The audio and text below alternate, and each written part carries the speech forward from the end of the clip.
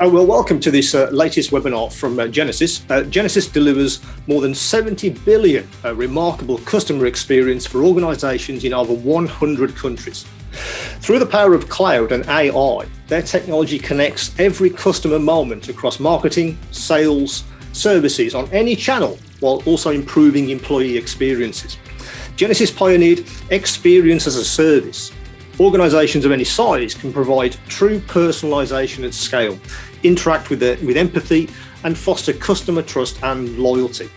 Well, I'd like to thank everyone for joining us today on this webinar, which I'm sure will be an engaging look at customer experience and how GENESYS can help your business really to move forward with that really vital part of your customer service, and really how you have a relationship with your customers. Today, I'm joined by three guests. The first is Amanda Halpin, Emea Strategy Solutions Lead. Hi, Amanda. Hi, David. Lovely to be here today. Thank you. Well, thanks for joining us today. I think this one's going to be a really interesting one. I think CX in general, its profile really raised over the last 6 months. I'm seeing a lot more conversations about that. So I think we're in a very good space for talking about that. The second guest I'd like to invite along is Tracy Darren, the International Customer Services Manager. Hi, Tracy. Hi, David.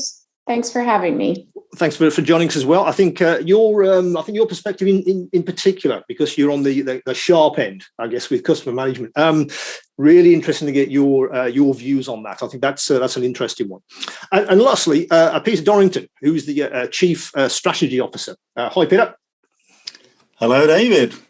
Now, you've had an interesting perspective, haven't you, on customer service? And I think it's an interesting group of people we have here. I think we'll be having a conversation which is definitely multifaceted. And I think you all have a kind of separate perspective. And I think together we'll have a very, very interesting conversation.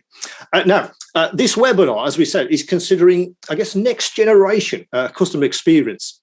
How do we define CX today? How can your business actually support that, and how do you grow that within your business? And how can GENESYS and the tools that are available help you to actually achieve that? Those are quite large questions, and we will be getting into some more detail on that. But first, I'd like to actually invite Peter along to, I guess, set the scene for us. Peter has a short presentation which we'd like to give to everyone's joining us today, just to set the scene and give us a framework for our conversation. So over to you, Peter. Thank you very much, David. And yeah, I think, as you said, I've got perhaps a slightly different view on the world than perhaps some of the other speakers here, because nothing to take away from GENESYS at all, but I've been spending probably close to a decade now thinking about how people make the decisions that they do. So why do customers do what they do, what they're going to do next, and what an organization should do about that? So, I'm slightly different, not the usual or traditional data scientist, but definitely combining data science with behavioral science to get into, say, motivations of behavior. Now, of course, we've all gone through an extraordinary period of late. So I suspect we're all in the biggest social experiment that has ever been undertaken. But I'm going to draw on some recent research from GENESYS, who've been doing a great deal of research and thinking about customer experience and customer service experience. It's a great report. A lot came out of that. I certainly got a lot. And I'm going to share with you very briefly just some of the findings and what I think they mean. So the first of which is, although we may think we've had one pandemic, it's not affected everybody equally. There have been lots of differences, the way that it's impacted in regions, different industries, different demographics. I've just chosen one. And really what the underlying message here is that the younger you are, the harder you found the pandemic. Now, lots of reasons for that. Perhaps not so well set up in terms of being able to get most of your career underway, paid off some of your big bills, less life experiences. Sure. But as you get older, of course, you do have those resources as well as more life experience, so more mental resilience that you can draw on. And resilience is an interesting thing, because as we look to the future, and I definitely think we're in transition right now, a lot of businesses want to understand, how can we claim as much of the recovering market as possible whilst retaining agility and resilience? And those two things don't always go hand in hand. Absolutely. But anyway, the data is very clear. In the first instance, different people have experienced the pandemic in different ways. And of course, what we've seen is that there's been a big difference in behavior, not least of which we've looked at other ways of connecting with organizations. Now, as a result of some of the changes we saw a little earlier, and some of those differences in lifestyle, something has very clearly emerged. A lack of connection has been really significant. People are feeling isolated. They're not as connected as they were before. And although this is about a third of the population say that they feel less connected, and roughly a third feel more, perhaps because they've been able to use collaboration technologies, or they've been able to use new ways of engaging, and about a third say it hasn't really impacted them. But I want to have a look at the people who feel less connected. And what is clear is that they feel much less positive. They feel, or more negative, if you like, about their role in society and how connected they are. And look at the words that we've used here. Things like happiness or anxiety, which obviously increased, and therefore that's a bad thing. You know, people have really been relying about how they're feeling, because most of us feel cast adrift. Nobody has actually been through something like this before. We've had to make extraordinary changes in our lifestyles, both where we live, how we work, how we connect with people. And although there have been many positives about that we'll talk about, by and large, most people found it negative, certainly those that felt less connected. The more connected, by the way, they predominantly felt less of the negative aspects, but only a little bit more of the positive. So I think the underlying message here is nobody had a great pandemic, but some certainly suffered more than others. Now, there are a couple of other insights I want to share it with you before we get into our conversation. The first of which is that people who feel that they want to be more connected do so on the basis of they feel that you've been remembering who they are, what they want, what they need, your history with them. In other words, that they feel they're in part of a relationship. So a high proportion of people say that that makes them feel more connected when they feel remembered. A few people think that that's a little bit spooky and a little bit intrusive, but it isn't really. And about half, almost half, say actually they're ambivalent about it. And again, if we break that down, the research again is very clear. The first of which is that when people feel that they've been listened to, then they feel the most connected. And this obviously influences the way that they evaluate customer experiences. So take the time to listen is what they're saying. But more than that, what they're saying is take the time to listen and understand where I'm coming from. Because when you do that, and the research again is very clear, you can say no to a customer. But if they think that you've spent the time to listen to them and to understand why they feel what they feel, why they're on the call, they can take that negative answer and still consider it a good experience. Indeed. But another thing that is super important is be consistent. One of the things about anxiety, if you remember, 55% of the people who felt less connected had more anxiety. And what we want in an uncertain world is a little bit of certainty, and that only comes from consistency, knowing that you will behave in a consistent way. Now, I've only put some of the results here. There are lots, but I'll leave you with one. And that's that 47% of consumers prefer an empathetic customer service over speed. And indeed, almost as many prefer it over price. So they would actually say, we're prepared to have a slightly slower response, even pay a little bit more if you take the time to connect with me as a customer, to understand where I'm coming from and what I'm feeling, and to treat me accordingly. So with that, I'm going to stop and I'm going to hand it back to you, David. And hopefully we can delve into a few of these points in a little bit more detail. Well, thanks for that, Peter. I think absolutely. I think we have to reiterate that please do go and take some more detailed look at the report. It's a fascinating read, and it really does, I guess, delve into. I think I was trying to think of a phrase, and I think what we're really talking about is making businesses about people. It's making those connections, and if you can make those connections on a personal level, everything else follows. I think then you're into a space where there's a commercial advantage there, clearly, but it's fascinating, isn't it, that if you can connect with a business, that's more important than speed and price. I don't care if my parcel arrives tomorrow, as long as the customer service is second to none, and you understand me as a person, what I'm wanting from your business. It's a fascinating subject, isn't it? I think what I'd like to, I guess, to kick off with, I think what a lot of attendees will be asking themselves first, of course, is, I guess, where we are. Has what we've just been speaking about, is it different pre and post pandemic? Has something happened over the last couple of years to shift that conversation? So yes, so I'd like to go to Tracy first, and really ask, I guess, what the difference is if there is a shift pre and post pandemic. Is customer services a very different thing?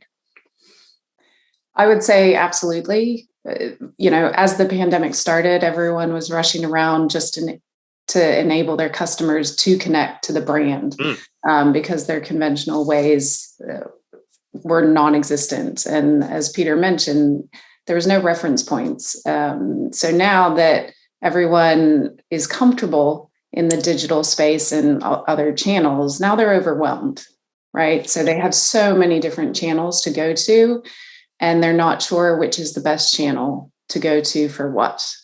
So what I'm seeing my customers faced with is, now that we have all of these great channels set up, now I want to be in a position to be able to guide my customers so they're getting the best possible customer experience for each particular issue. Because that personalization piece and understanding who they are, so they don't have to repeat answers and get that frustrated, poor customer experience, sometimes for our customers depends on the channel that they're serving. And different channels can be easier to deliver that personalized experience. And have you found? Go ahead. Have you found also, when you kind of dig into that and you look at a channel by channel as well, has that also changed? Has the preferences of how a customer will connect with the business, that's also changed as well? And again, that's kind of what that experience was like. If I had a fantastic experience calling someone, I'll probably use that again. If I had a fantastic experience on a digital space, I'll use that again. Have you noticed a shift there as well, that the use of channel, that's also changed? I would say there's been a shift, but that's been more out of necessity. And it's opened up people's perspective to use other channels that they might not have done. But to me, the fundamental guiding principle for customers using the channel is which one is effortless and delivers the best customer experience. So for my banking, they might have really nailed the customer experience within app, digital, that's where I'm going. But maybe another one of my brands that I engage with hasn't quite got there in the app, so it might be phone. So it's really important for customers to view a holistic view, because customers aren't looking at it in that siloed channel perspective. It's what delivers the best customer experience for their need, or what I define as their task. Whatever I can do to accomplish my task in the easiest way possible is where I'll go. Yes, and I hear that a lot, that businesses that can remove that friction, that effort, they're massive winners, because clearly that's something you want to do. You have a pressing need. That's why you're contacting customer service. Last thing you want to do is try and navigate some complex interface, or you can't reach the person you want. I think if you can make that as friction free as possible, then that's clearly a winner. And if you then can do that channel, as we've said, with empathy, That's even better, because that clearly then speaks to the end customer. Thanks for that, Tracy. Amanda, your perspective on that, this idea that frictionless channel, the choice of channel, and how our empathy actually factors into that. From your point of view, again, pre and post pandemic, what are the differences that you're identifying? Well, as Tracy said, the acceleration to digital has been phenomenal. So consumers are going to digital. Actually, the digital adoption has accelerated by 3 years.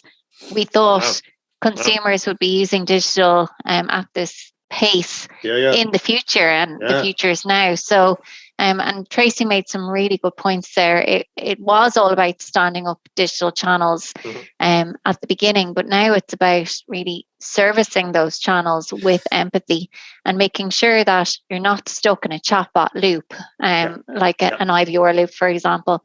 But there is a way to speak to an agent when you need to, and there is also means for you to self-serve and to get that information that you need, because when you think about it, an empathetic experience is giving the choice to the customer. So if you don't have time to talk to someone, make sure that they can find out those answers themselves while they are working from home, maybe homeschooling.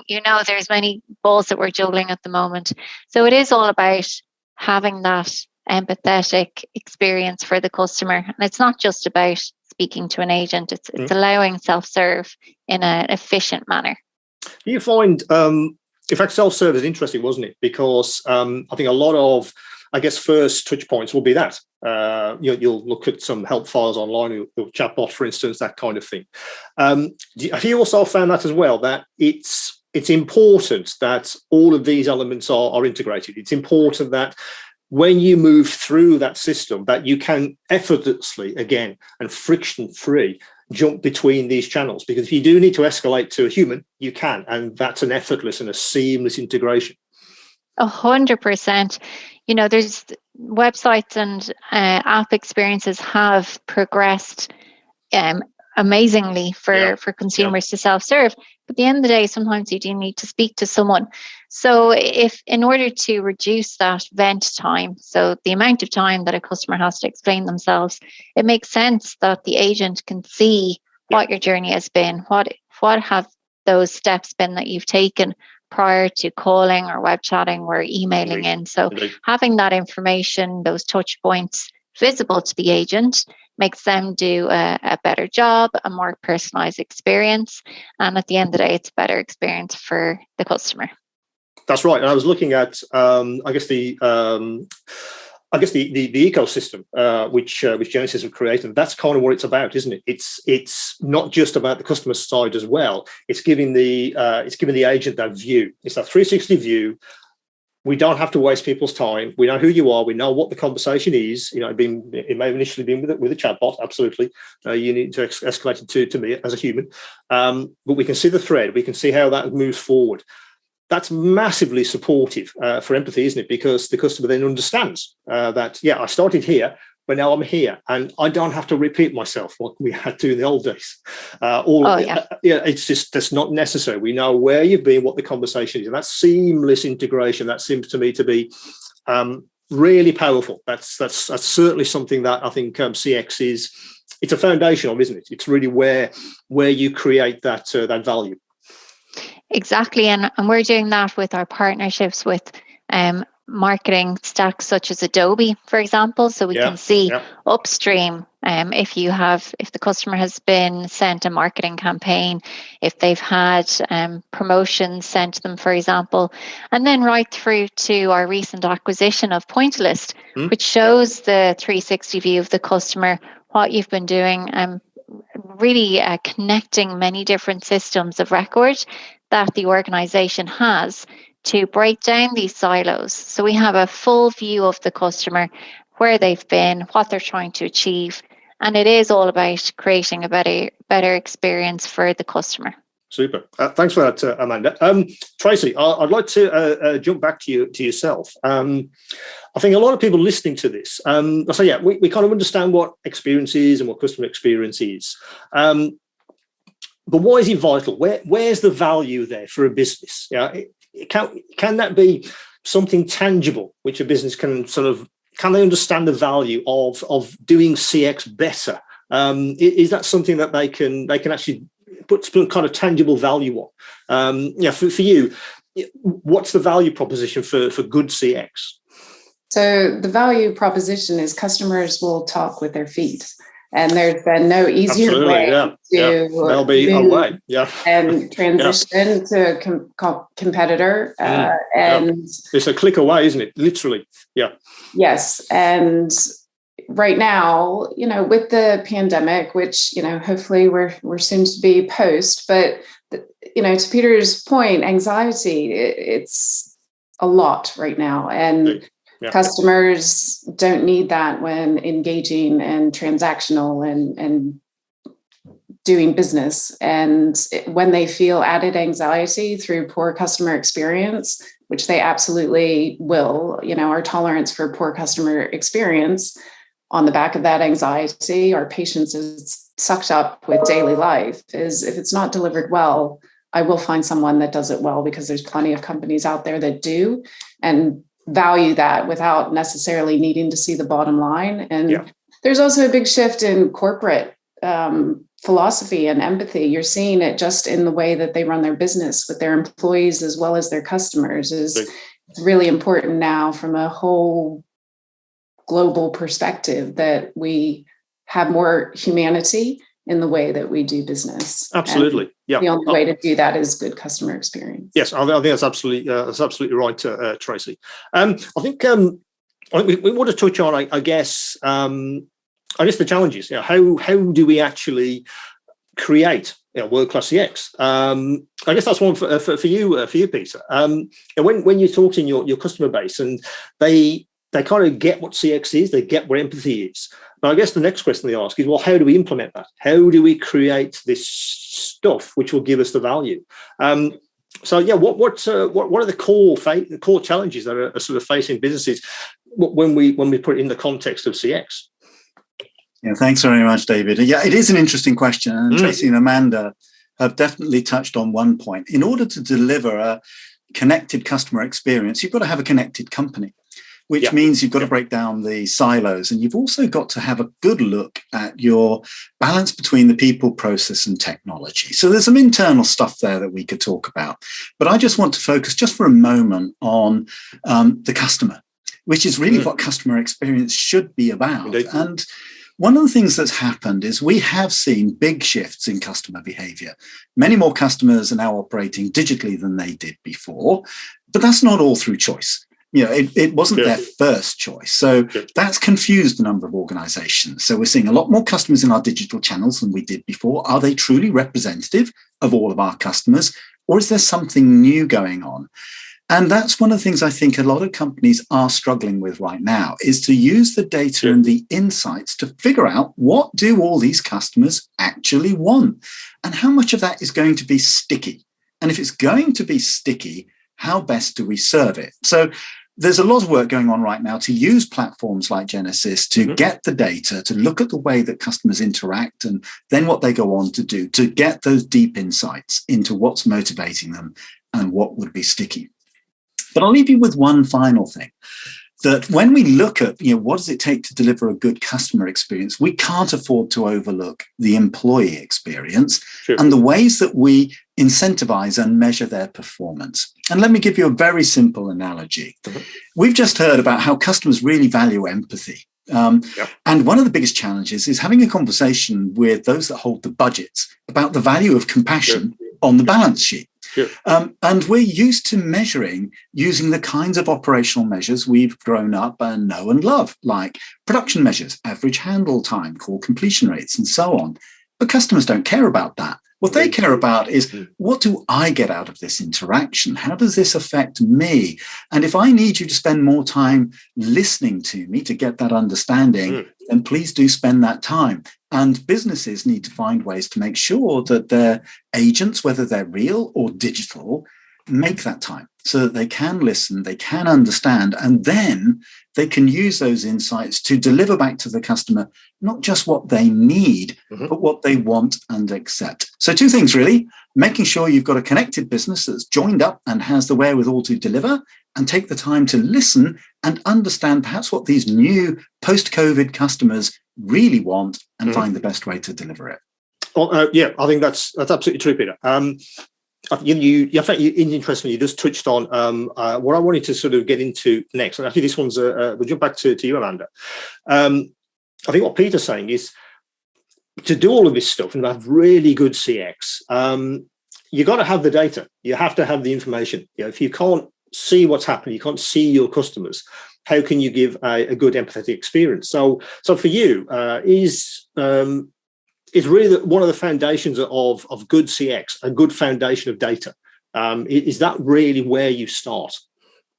Well, there's many places that you start, but that would definitely be the first place. You also have to look at your employee engagement strategy as well, because you cannot delight your customers if you don't have a happy workforce behind it. So ensuring that you're giving your agents, your supervisors, that the knowledge for them to have these personalized, empathetic experiences. So making sure that the data is clean, that it's all connected, that it's all run through. A lot of this would be enabled by running through the cloud and using AI for data processing at scale and machine learning. So 100% that would be the foundations. Once you have that, enabling your agents, your supervisors to have that context and allow them to use that during their conversations.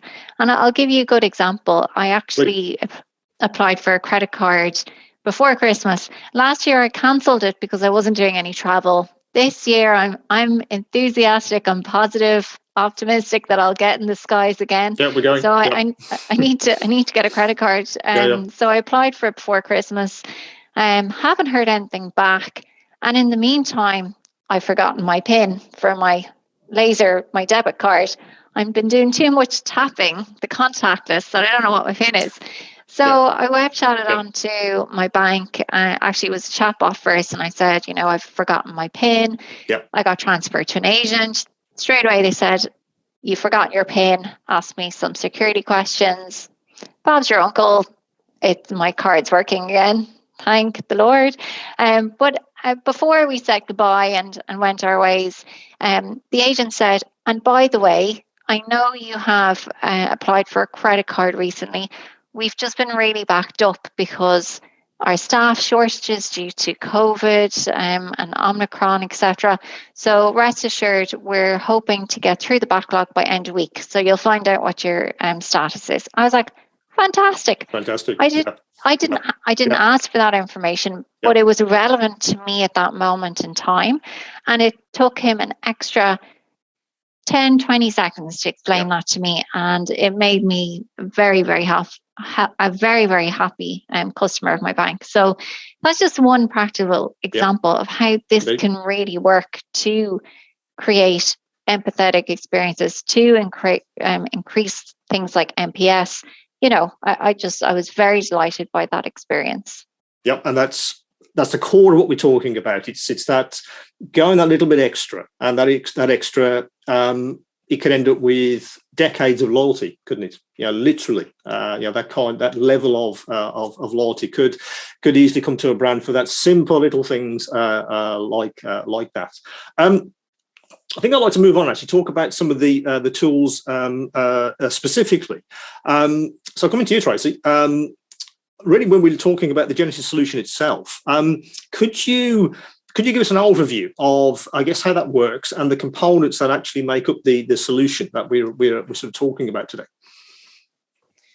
Well, one of our key solutions that I'll focus on is the chatbot piece, and then I'll throw it over the fence to Amanda, and then she can add some color into one of our, I'm previous through the acquisition of Bold, one of our new and exciting features that we're getting to leverage from GENESYS, which is Fantastic. So from a chatbot solution, a lot of my customers have spent so much time making sure the knowledge base and, so that people don't get in that bot loop.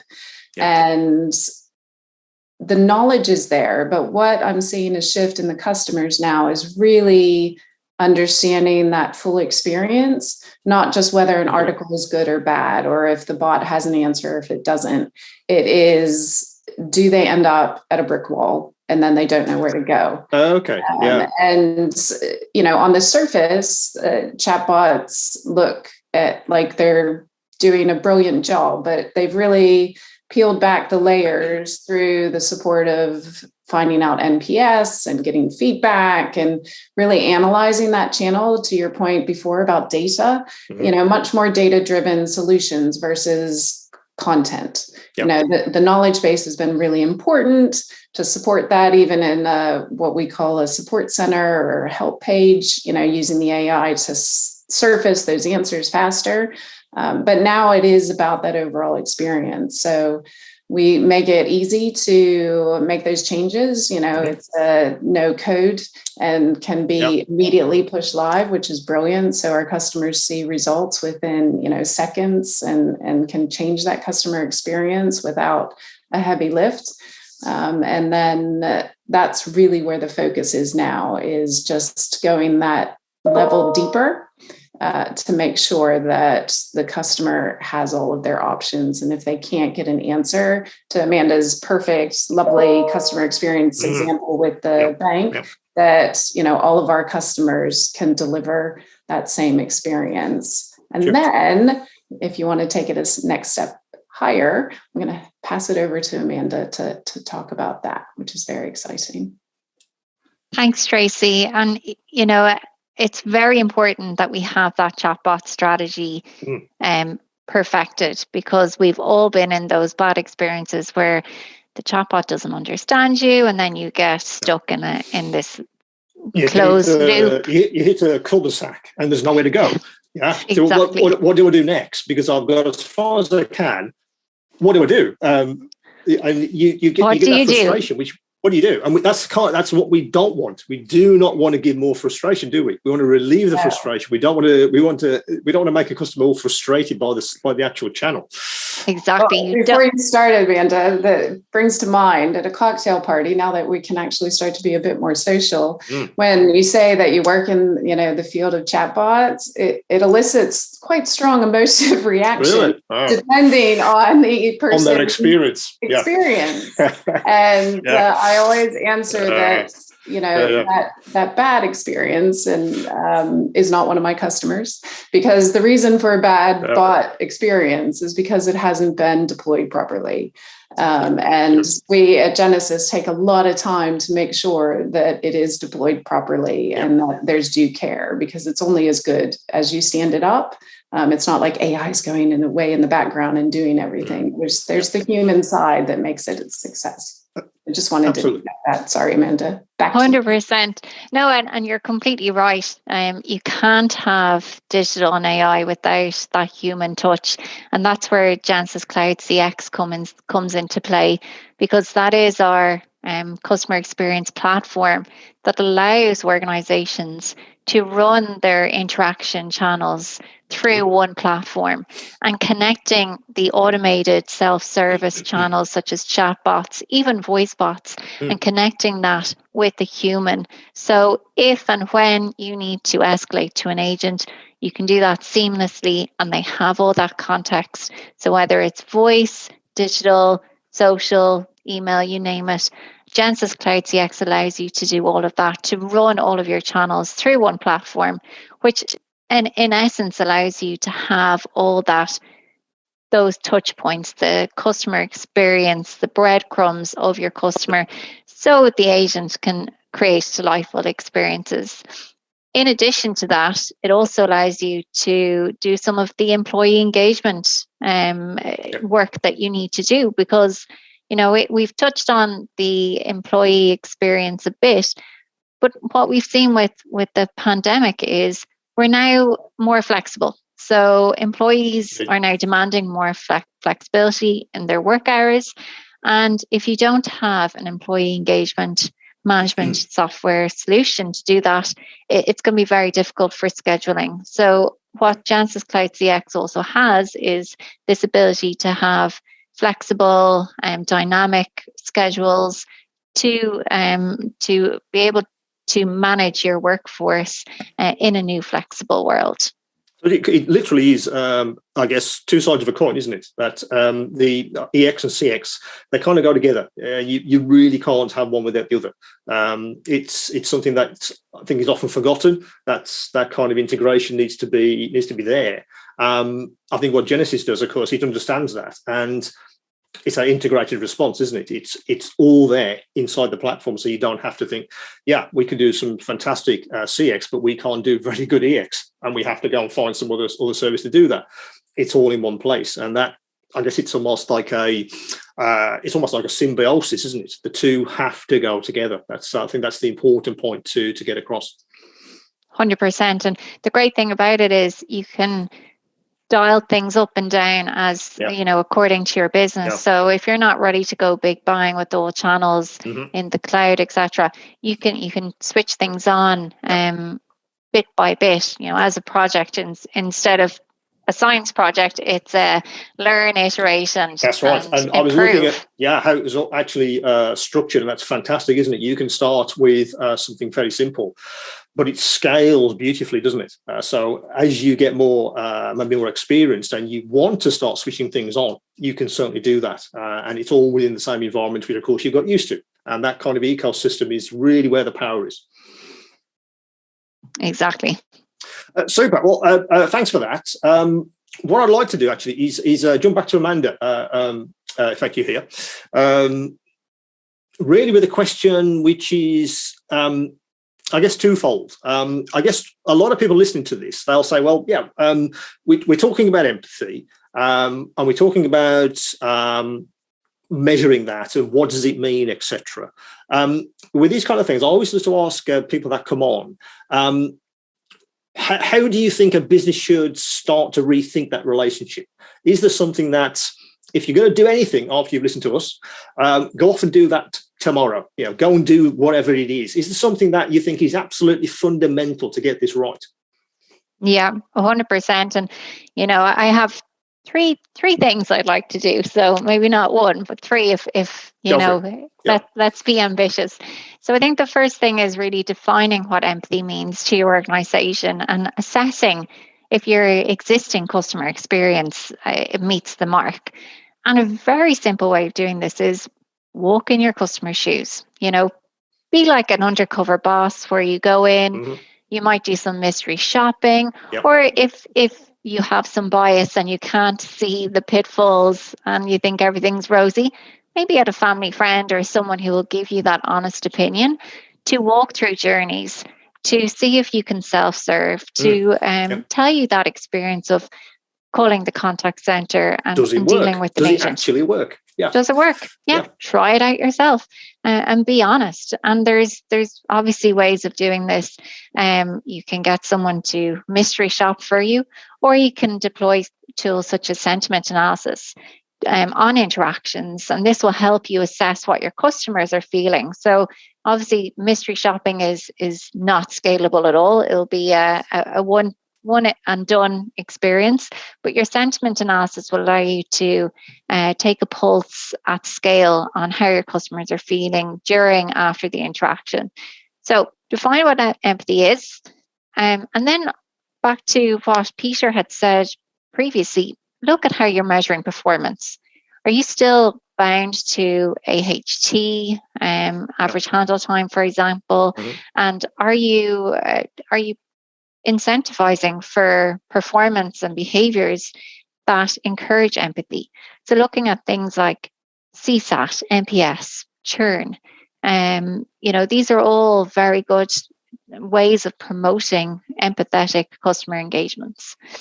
And then the third thing is, we need to make sure that if we are addressing new metrics that our agents will be performed or measured against, we need to make sure that they have a good support system around them. So if they aren't doing as well in this new empathetic world, that we can provide some post-interaction coaching, some training, and so forth, so they can upskill and they can learn from their peers that are doing really, really well in this regard.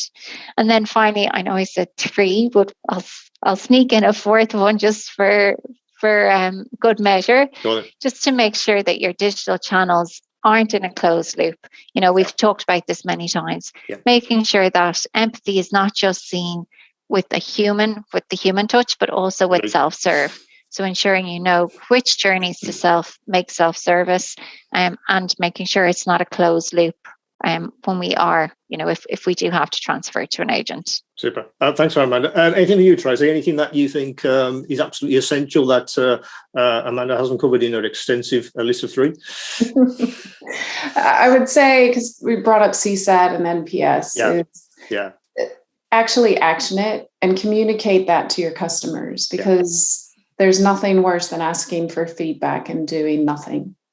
And customers know when you've done nothing and the same problem exists. And now their tolerance, we're in digital full swing, and that excuse is no longer tolerated. That's right. I think don't make your fantastic CX and fantastic customer service your best kept secret. That's not the way forward. If you're doing something and you're doing it very, very well, shout about that, because it's clearly something that's differentiating you in the marketplace. It's something that is different to your business. And I think if you can understand CX and what that means, what empathy means in your business, it's a differentiator. It is. And customers understand that, and loyalty will come, and all the other elements we've talked about. I think the last element, I think, to this, I'd like to jump back to yourself, Peter. Is I guess, what's next? Where are we? You guys have done some extensive research, and again, I'd encourage everyone who's joined us today to have a good read of your report. What's next? Can you identify the future of CX? Where are we going with this? I don't want to put a date on it. I don't want to say let's talk about CX 2030. But that's in a few years' time, because I've seen this kind of stuff accelerating beyond belief. It's really moving probably quicker than anything else that is happening in your business. So can you get your crystal ball out and say, what is the future of CX? Can you give us any indications? Yeah, thank you very much, David. We've covered so much already, but let me see if I can pick up a couple of things. Sure. The first of which is, even before the pandemic, CX was going through a bit of an existential crisis when the companies that were at the forefront had already done most of the good stuff. They've got voice of the customer programs in, they were doing journey analysis. But one thing is absolutely clear. We've seen a huge amount of digital transformation forced on many organizations by the pandemic, but many leadership teams have now got an appetite for it. So they're going to look for more transformation. But not every transformation went well. And some organizations are at the forefront of delivering great CX over digital channels. Others need to go back and do a wave 2 and actually fix some of the challenges and problems that they created by not taking the time to think about what the purpose is. Irrespective of that, technology is here to stay. That genie is out of the bottle. We're never putting it back.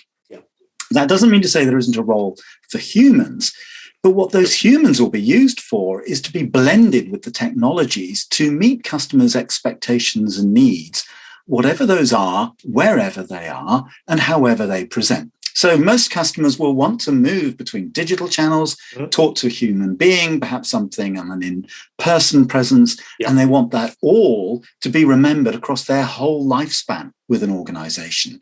So I think journeys need to change. We need to stop talking about episodes as if they're the whole journey and think about the lifetime relationship and how technology underpins that. But the important point for the customer is that we keep our promises every day. They look at us as brands, and any failure for any reason is our fault. So that digital transformation is going to reach back deeper into the value chain. And we're going to have to think about employees and suppliers, and also address things that they also care about, like environmental and social and governance issues, which are, of course, increasingly important right now. But the bit that I'm really interested in is going to be the role of empathy. And I think for that, we can use technology to address all three of the major requirements. The first of which is cognitive empathy. That's understand how our customers feel and why they feel it. And then when you have cognitive empathy, the second step is to have emotional empathy. That is, you feel something, not just as a warm and fuzzy feeling as a human being, but as an organization to recognize the needs of those people. And also, as Amanda said, walk a mile in their shoes. Because it's the third thing that is underpinned by both of those. And that's what's called effective empathy, or taking action. Because if we don't take different actions as a result of all of this, what has really changed? And this is my final thought. We've gone through, as I say, a really tough time. We've had some really bad episodes. We've done some really great things. I would hate to think that we're going to go back to the old normal. Now should be the time when we not even do a new normal, but we do a new exceptional. And when we use these technologies in the right way, I truly believe we're going to get there. So that's my thought. The new exceptional will be human-centered CX that brings together all of the stakeholders in one coordinated fashion.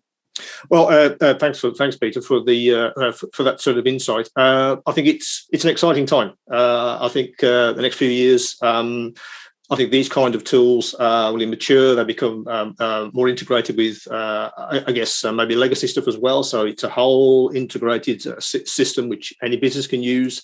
But locking into that idea that you're supporting the customers from an empathetic level. Maybe a few years ago, that was, as you say, a bit odd. So how do you do that? We didn't have the tools. Well, now we have the tools, and we can make those insights. And more importantly, those insights can then drive your business, and that's kind of the important thing, which I think everyone listening to this will be kind of interested in. How can I use this, and what is the practical aspects to that? We're coming towards the end of this webinar.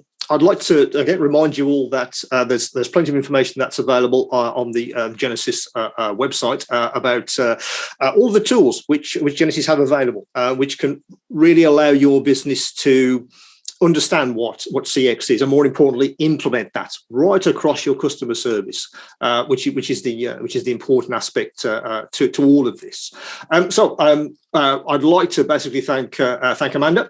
I'd like to thank Tracy and Peter for their insights, which I think have provided some practical actions, which I think we could all take away and really start to think about what world-class CX looks like in our businesses.